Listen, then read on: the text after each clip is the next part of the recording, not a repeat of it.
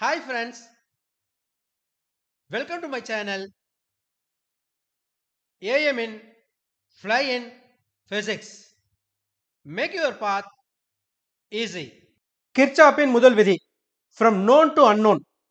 தெரிந்ததை கொண்டு தெரியாததை நோக்கி ஒரு பயணம்.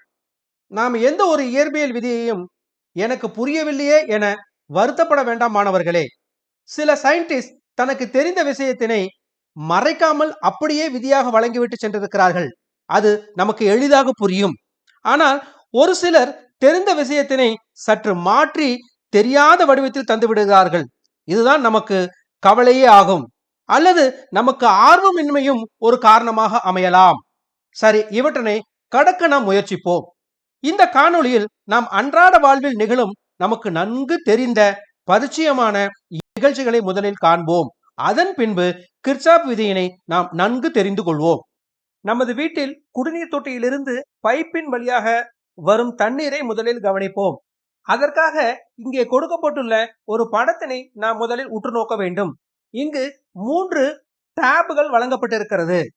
இந்த 3 டேப்புகளும் சந்திக்கக்கூடிய இடம் சந்திப்பு.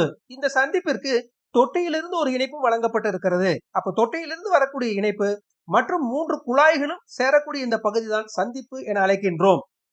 தொட்டியிலிருந்து வரக்கூடிய தண்ணீரானது சந்திப்பை அடைந்தவுடன் அது 1 சமையல் கட்டிற்கும், 2 பாத்ரூமிற்கும், 3 கார்டனுக்கும் பிரித்து வழங்கப்படுகிறது. இப்ப உதாரணமாக தொட்டியிலிருந்து 1000 லிட்டர் per செகண்ட் வருவதாக கொண்டால் இதில் சமையல் கட்டிற்கு 300 litre per செகண்டும், பாத்ரூமிற்கு 500 litre per செகண்டும், கார்டனுக்கு 200 litre per செகண்டும் சந்திப்பிலிருந்து பிரிந்து செல்வதாக எடுத்துக்கொள்வோம். இப்பொழுது தொட்டியிலிருந்து வரக்கூடிய நீரினுடைய அளவு 1000. இந்த சந்திப்பிலிருந்து பிரிந்து செல்லக்கூடிய நீரினுடைய அளவுகளின் கூட்டுத்தொகை தொட்டியிலிருந்து வந்த தண்ணீரினுடைய அளவுக்கு சமம் தானே? நாம் அனைவரும் வரவு செலவு கணக்கில் கை தேர்ந்தவர்கள் தானே? அப்பொழுது இங்கே சந்திப்பை நோக்கி வந்த நீரின் அளவு 1000 is equal to 300 plus 500 plus 200. இது நாம் அனைவருக்கும் நன்றாக தெரிந்த ஒன்று. இந்த இடத்தில் தான் கிர்ச்சாப் ஒரு சிறு மாற்றத்தை உருவாக்குகிறார். அதாவது வலது பக்கம் இருக்கக்கூடிய இந்த அளவுகளை அப்படியே இடது பக்கத்துக்கு மாற்றுகிறார். அதாவது 1000 minus 300 minus 500 minus 200 is equal to 0. இது நாம் கணிதத்தில் அல்ஜிப்ராவில் பயன்படுத்தக்கூடிய ஒரு சமன்பாடாகும். அதாவது சந்திப்பை நோக்கி வரக்கூடிய அளவுகள் பிளஸிலும், சந்திப்பை விட்டு நீக்கி செல்லக்கூடிய அளவுகள் மைனஸிலும் இருக்கிறது. இதைத்தான் நாம் அல்ஜிப்ரிக் சம் என குறிப்பிடுகின்றோம். தமிழில் குறியியல் கூட்டுத்தொகை என சொல்லுகின்றோம். எந்த ஒரு சந்திப்பிலும் சந்திக்கக்கூடிய நீரினுடைய குறியியல் கூட்டுத்தொகை சுழி.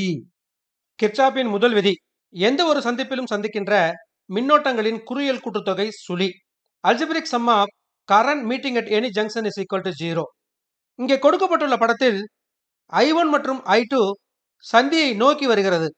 மேலும் I3, I4 மற்றும் I5 சந்தியை விட்டு விலகிச் செல்கிறது. எனவே கிர்ச்சாப்பின் விதிப்படி I1 plus I2 is equal to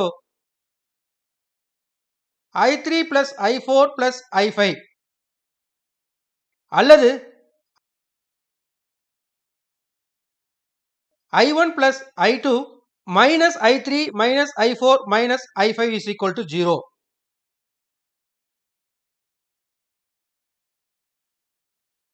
இதுவே கிர்ச்சாப்பின் முதல் விதிக்கான சமன்பாடு.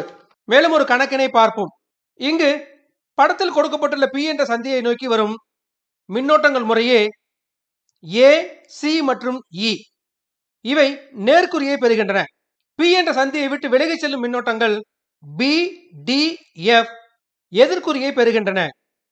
எனவே மேலே படத்தில் கொடுக்கப்பட்ட மதிப்புகளை சமன்பாட்டில் பிரதியிடும் பொழுது தெரியாத மதிப்பான மின்னோட்டம் I இன் மதிப்பு 0.6 ஆம்பியர் என கிடைக்கிறது.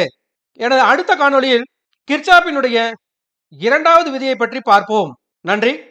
இந்த வீடியோ உங்களுக்கு பிடிச்சிருந்ததுன்னா லைக் பண்ணுங்க, சப்ஸ்கிரைப் பண்ணுங்க, உங்க ஃப்ரெண்ட்ஸுகளுக்கு ஷேர் பண்ணுங்க. Thank you for watching this video. See you in the next video.